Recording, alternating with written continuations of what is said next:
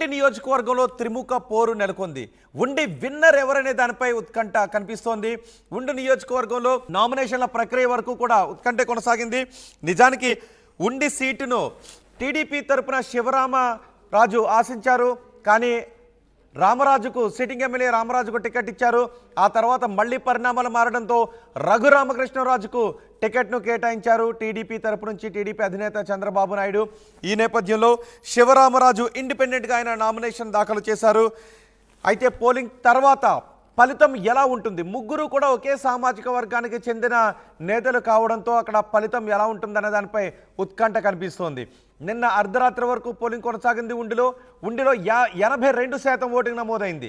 శివరామరాజు వైపే 4 మండలాల రూరల్ ఓటర్లు ఉన్నారు అనే చర్చ జరుగుతోంది. రఘురామకు పూర్తి వ్యతిరేకంగా ఎస్సీ సామాజిక వర్గం పనిచేసిందనే చర్చ కూడా జరుగుతోంది.